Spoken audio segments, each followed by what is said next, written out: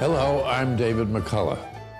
The Frontier Culture Museum means a lot to me. My family tree includes ancestors who were Scotch-Irish, German, and English. So a visit here is not just tracing my ancestry, it's like going back in time.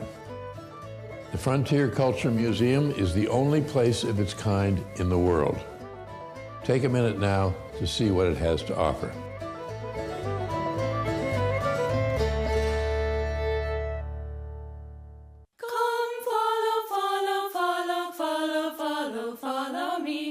This young Englishman woke up early.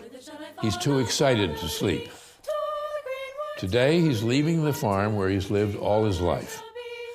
He'll travel to the sea, where he'll board a tiny ship bound for the colony of Virginia. His mother is terrified, and with good reason. His ship could sink. He could die of smallpox, or rotten food, or be killed by the savages, as they called the Native Americans. The boy thinks he can take care of himself. And if all goes well, in 7 years, he'll have 10 acres of land of his very own. That makes him feel like a king.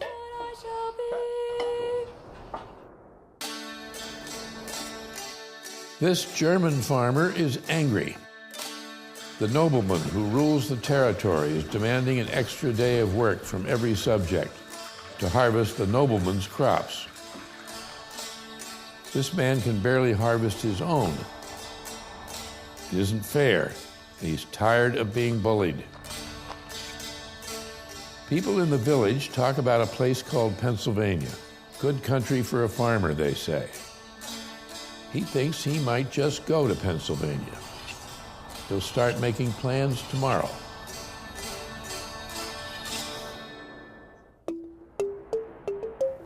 This young African woman is looking forward to tomorrow. There is a young man here to talk to her father. He's here to ask for her hand, and if her father agrees, tomorrow they will be officially engaged. But little does she know it's not to be. Later this night, men will come. They will kidnap the girl and deliver her to a ship bound for the New World. There she will become a slave, never to see her homeland or her family again. As the blacksmith works at his forge, he has a welcome visitor. He's known this girl since she was a child. She's brought him a rake, old and broken, to see if it can be fixed yet again since her father has no money to buy a new one. Drought has come again this year and ruined the harvest. But the blacksmith can't help her. The rake's too old to fix. Her father will be disappointed. Her family grows flax, a plant that's woven into linen to sell. No flax, no money for rent, or a new rake. Things can't go on this way. Her father doesn't like changes, but some of their neighbors are going to America. She's never heard of a bad harvest in America. Now all she has to do is convince her father.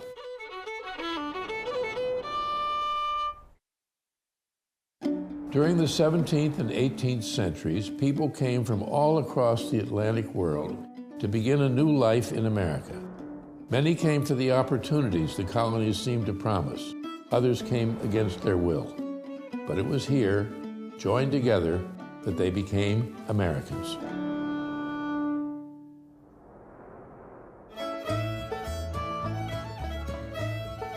From the old world, they brought their customs and beliefs and adapted them to their new country. They brought the tools of their trades and the skills of their fathers and mothers. And in the new world, these cultures began blending. Life in America was not easy, and people needed one another. In every home, you could find influences from other countries and other cultures. From their neighbors, settlers learned better ways to farm, to weave, to build.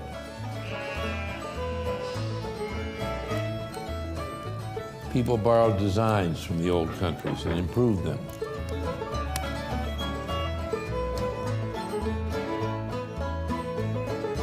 They began to understand and share each other's customs and to create new families. Slowly, the old world traditions joined together and transformed one another to create a distinctly American way of life.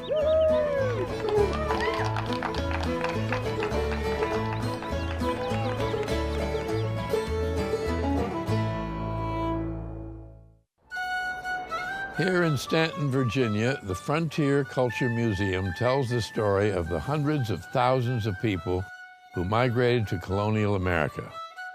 It was here on the early frontier that these diverse groups learned to live together and where a distinctly American way of life took root. The Frontier Culture Museum offers a real-life before and after picture of this migration.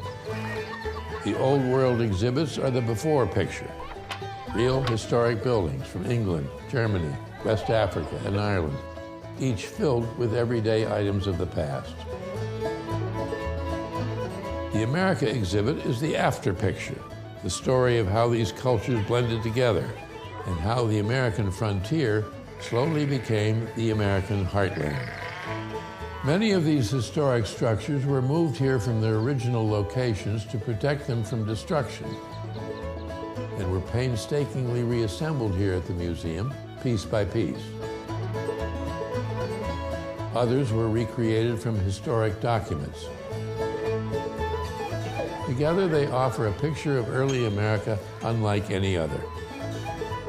The Frontier Culture Museum is a great place to spend the day because there's something for everyone. Children can experience history hands-on with games and activities from the past. Guests can tour the beautiful historic buildings and exhibits and try their hand at chores or crafts the old-fashioned way. You can navigate the museum grounds at your own pace, and costumed interpreters help bring the past to life. The Frontier Culture Museum is unique. It's one of the clearest and most enjoyable ways I know to understand who we are as a people. It's so important that we appreciate how we came to be Americans, that from the start, America was not one idea, but many. That we're not one culture, but a blend of all the cultures that come to our shores. The Frontier Culture Museum is a vital reminder of that fact, and it deserves our support. I hope you enjoy your visit and you come back over and over again.